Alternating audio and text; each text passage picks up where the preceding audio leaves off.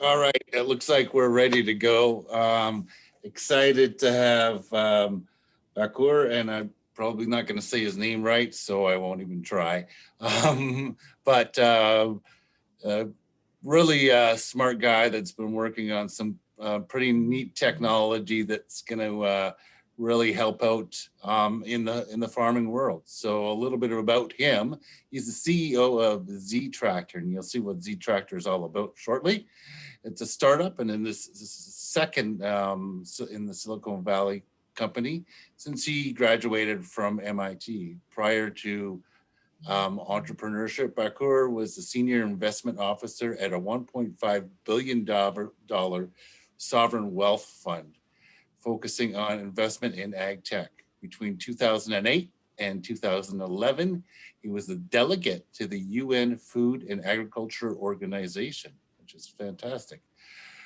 From both his agricultural and entrepreneurial background, Bakur is passionate about the future of disruption in AI, computer vision, and electrification can bring to our world's food population and production. Please welcome Bakur. Thank you for the introduction, Andrew. And this is really, we're really excited for this opportunity to present to the experts of the industry and the real users of the smart agriculture, right? So here I prepared a few slides to start from the probably historical facts, where and when the first automation and electrification of agriculture machinery was considered as an opportunity and as a future. And this was as early as 1900s at the beginning, when we had brought electricity to the farms in US and Europe almost at the same time. And the consideration was that what we can do with electricity beyond the lighting bulbs in the farm. This is we found this picture probably 2 years ago, which was really brought a lot of discussion inside the team. This is interesting series of the postcards, or I believe it was like pictures, and they made the postcards out of it. But this is made in 1910. And one person, as you see on this picture, is riding or operating few implements from one command center, and they're electric and partially autonomous. And this is 1930s, when we see even more of the greater and bigger ideas around electric plow as an independent unit or equipment, electric planter, electric cultivator, and this is all wired like farm to power those, and even the battery storage right here. And this was one of the first probably real machine working on electricity in the farm. As you see, it was on a cord connected to the power grid, and yeah, this was 1950s. And 1970s, 1980s were the years, or the 2 decades, when the real electrification of the equipment, not machinery, but other equipment on the farm level, came to the farms as the different type of support around the harvesting or sorting or like field packaging or packaging in the fields. And this was probably the time when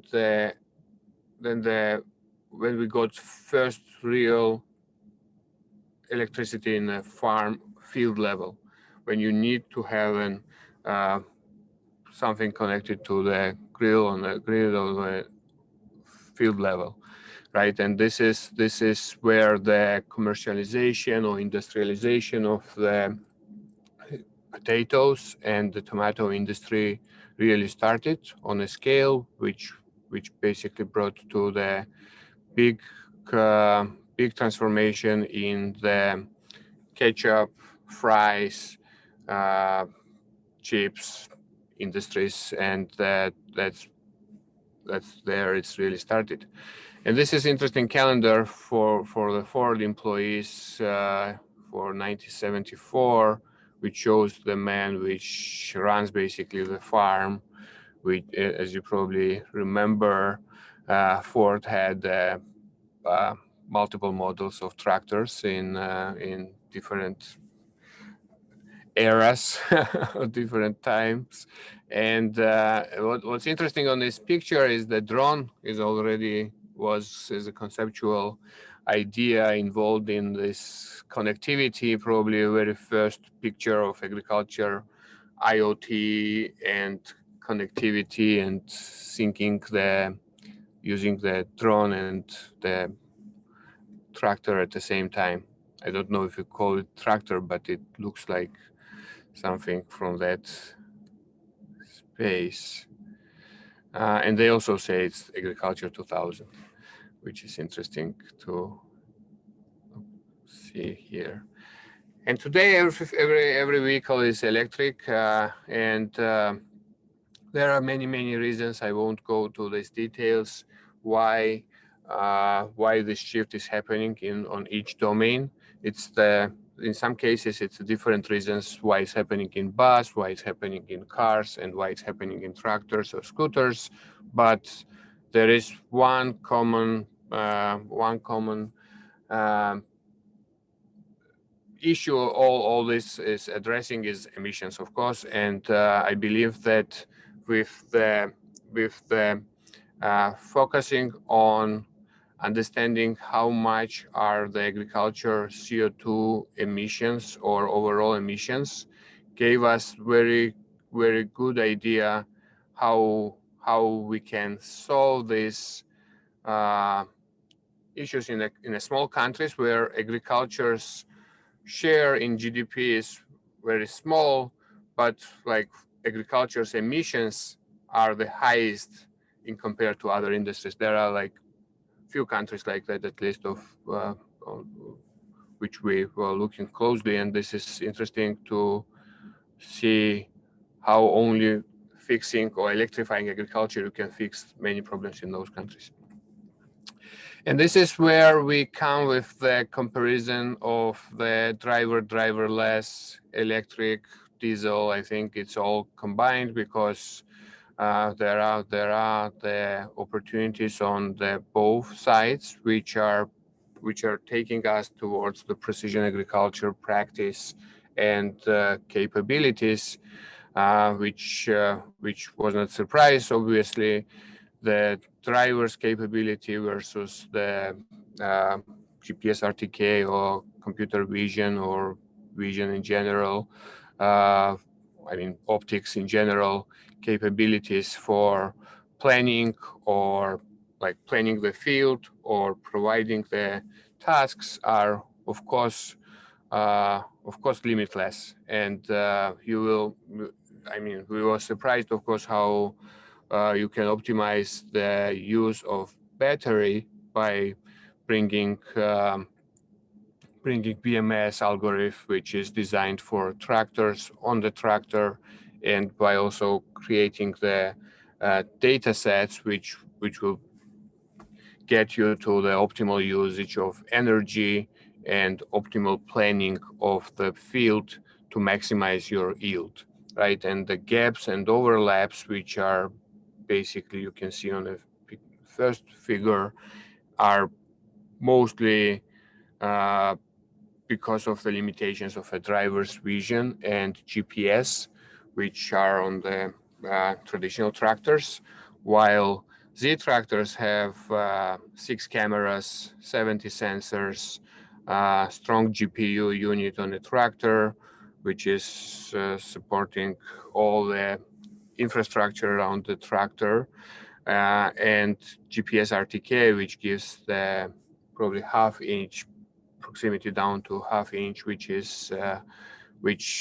gives the results similar to this picture. This is like few hours of operation, probably 40 hours of operation squeezed in this one graph here, but this is what was a big proof of concept for us late 20, I think year and a half ago, when we really did this comparison on this level. We offer free models. Right now we are almost completing and commercializing the BearCap 24 model, which will be available for the customers in 2021.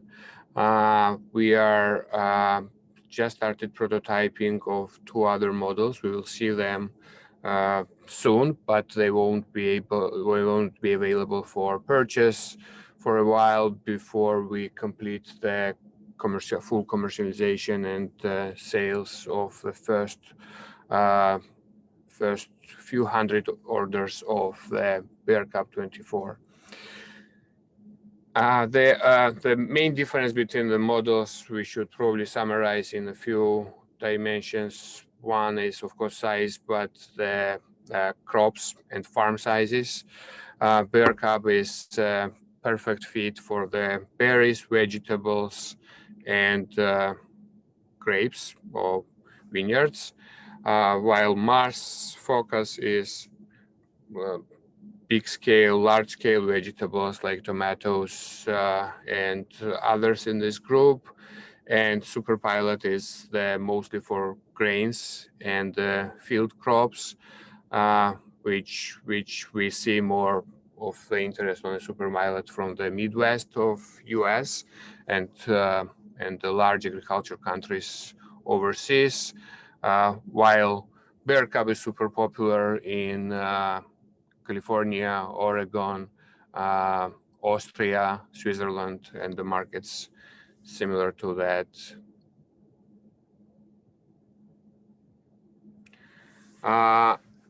Here is, I think, a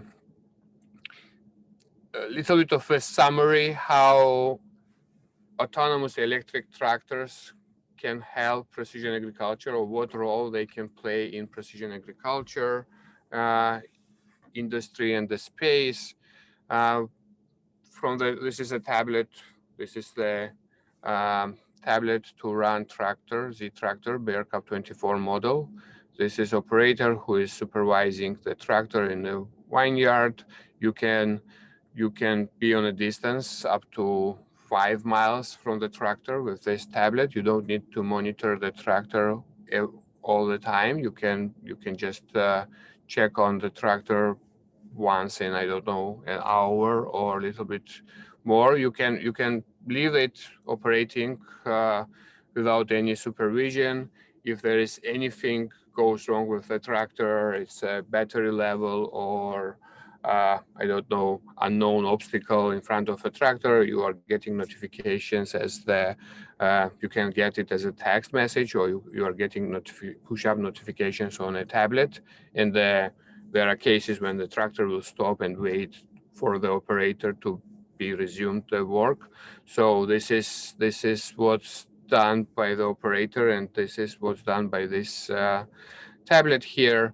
What's important for precision agriculture in this case, that you have computer vision, which you have on a tablet, and you can see real time and check, for example, find the weeds in the farm and see where you want to spray, why you want to spray. You can plan and pre-plan and run this mission, but you can also look to this in a real time and detect some, let's say, weed, and you add the implement, you spray this exact place or this exact area later on. So this is good monitoring, but also like for planning the next task.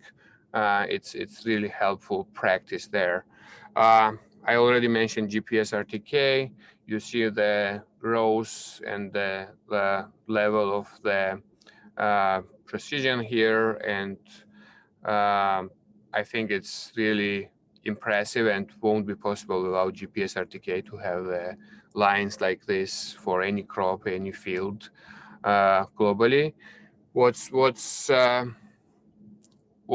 done here, and this all technology is by default already on autonomous tractors, because you need this for autonomy and that functionality of a tractor, right? You have sensors, you have cameras, you have GPS RTK, and you can leverage these technologies and use it for agriculture data collection, or any of the health plant treatment, plant health, and that part of the business.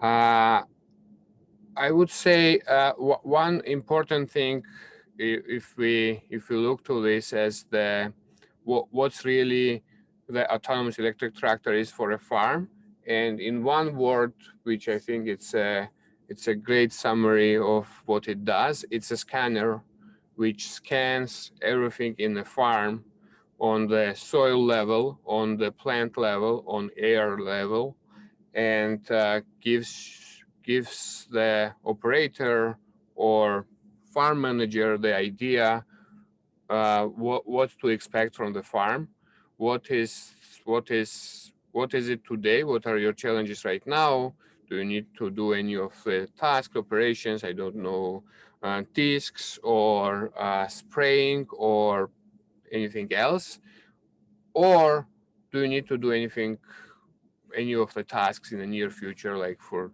tomorrow, the day after tomorrow. I think it will really change the planning and probably even sequence in the farm of the tasks done by the machinery on a farm level. So I won't go to the details behind probably computer vision. It's clear what's the level of a transformation computer vision brought to the farming. I would just say a few words about AI. Here, we normally we don't promote or we don't classify Ztractor as an AI company, but what we have done so far, and we are working on this, basically probably like 25% of our time is focusing on this, bringing AI to agriculture machinery and the farm, which basically as a result, what we have today is autonomy, but also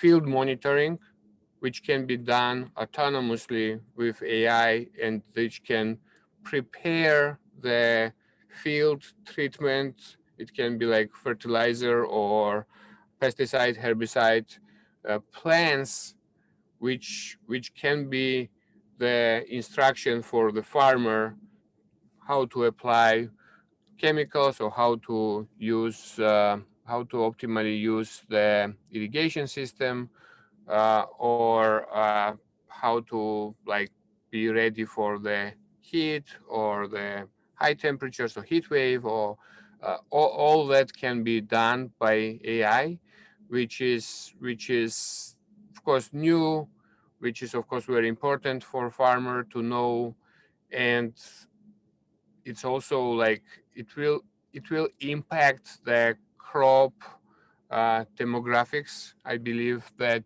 based on AI, it's possible to select the better crop or grow the better crop when you are growing today. And this is what's really revolutionary, I think, from what we can get from AI in a farm in the near future. Thank you for your attention, and I'm happy to answer your questions. Thanks, Bakur. That is really some great technology you got going on there, and excited to see these units in fields really soon. Congratulations on that. Thank you. you had mentioned that there's certain areas in the world that you see an opportunity. You were talking specifically with the bear cub, but when you talk about the super pilot, which is more of the broad acre type of market farming, where do you see that application working, and what's the, I guess, the capability, I guess, on towing? So say you had something like the super pilot, can it pull a planter, or can it pull a sprayer or something like that? Sure. Just to say a few words about Bear Cup, which is upcoming model, it works with all Category 1 implements. There are like 75 popular implements in this category, and it can do everything from plowing to, I don't know, spraying or boom spraying or any type of spraying in different crops depending on what crop. And it includes the software packages which are adapted to the crop or to the farming methods. For example, if it's organic farm, we know what are the requirements in different jurisdictions, or stay on a state level or country level, and basically we build your treatment plan based on that, right? Treatment plan. So, and for super pilots, we believe that that's the biggest tractor you need in any size of farms, because after that, you bring more harm to your soil or the farm than the benefits. And this is a huge tractor. It's I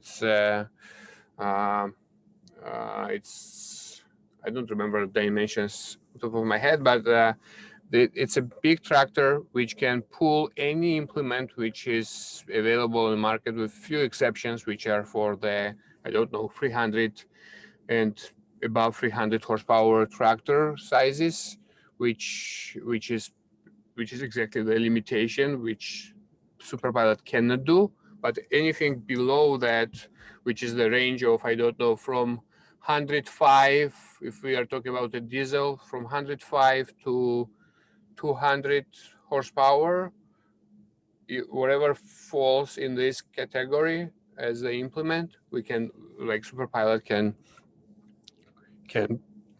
connect and work with this implement. That's great to hear. Which is mostly grains, right? I mean, that's yeah, for sure. Sure. Where do you see the this I guess the Bear Cup, because it's the one you're launching now, where do you see the biggest opportunity for the Bear Cub in agriculture? You had mentioned the berry side of things. Is there anything else where you see where this can really be applied? I think that this onions, garlic, lettuce, icebergs, or different cabbage group is where the Bear Cup can be very, very useful, and can probably handle at least 80% of all operations required in those crops. Of course, grapes, because it's perfect environment for Bear Cub, as even the slopes or wherever, it can handle it much better than the wheeled tractor. Plus, it can work like you can set up the operation for a few days. It can work, rest, charge, and start working again the next day. You can put the program like that, which is complete autonomous farm management approach, which is possible in grapes. It's not possible for other crops for multiple reasons, but this is where we see the Bear Cup's success stories. And yeah, that's great.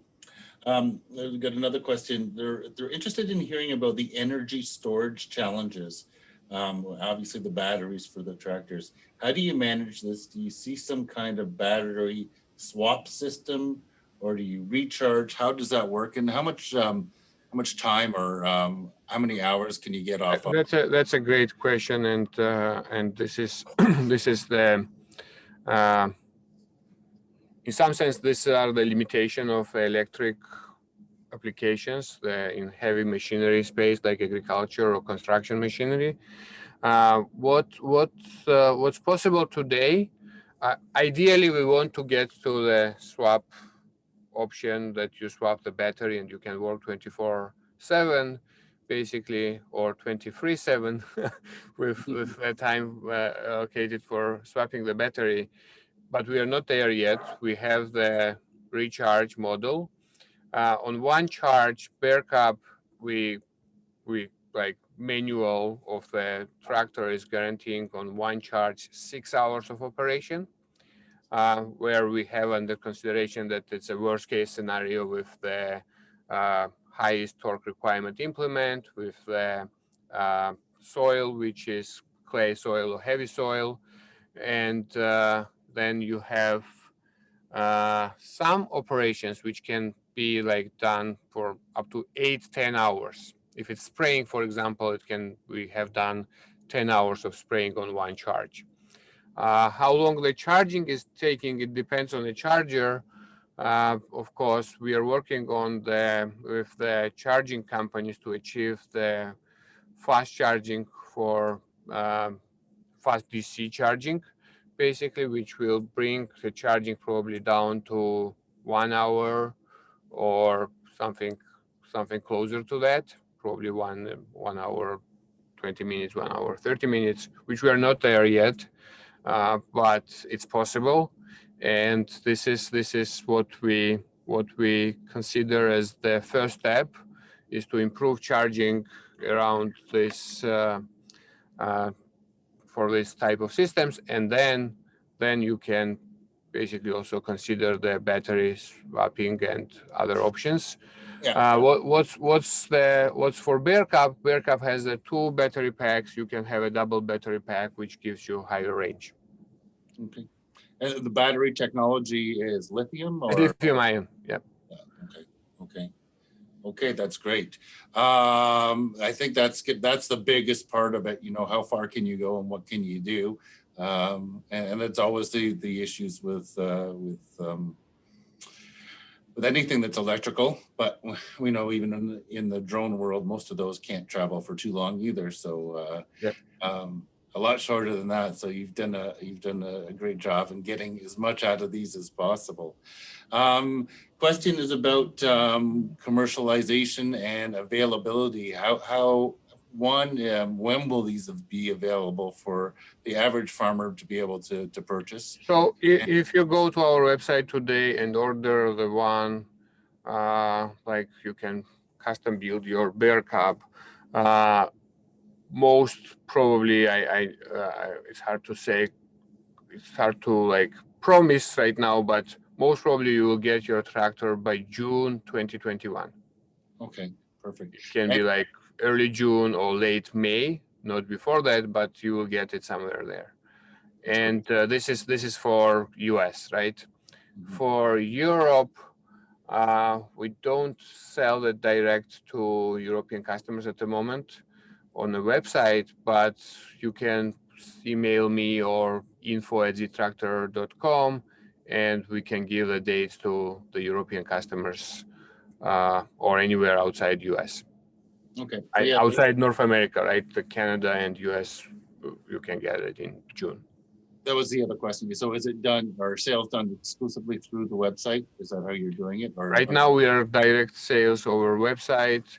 We have we are working with partners who will work on the servicing these tractors after you buy and own them. But we have no plans to go with a dealership model. We will be selling it over the website. Okay, that's great.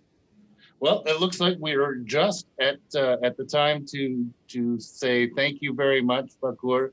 It was a great presentation. I love the technology, and I can't wait to be driving down the road someday and seeing one of these little units going by, a little Bear Cub working. And please keep in touch with us. We'd love to keep following you and seeing how the development comes along. If you guys have any more questions for Bakur, you can connect with him on the Feedloop app, and he can answer your questions at their booth. So lots of good videos there that you can watch and see it in action. Actually, you didn't get to see here, so I suggest you do that. And on behalf of myself, Andrew, and Farms.com, thanks everyone for joining us, and have a wonderful day. Take care. Thanks, Bakur. Thank you. Thanks.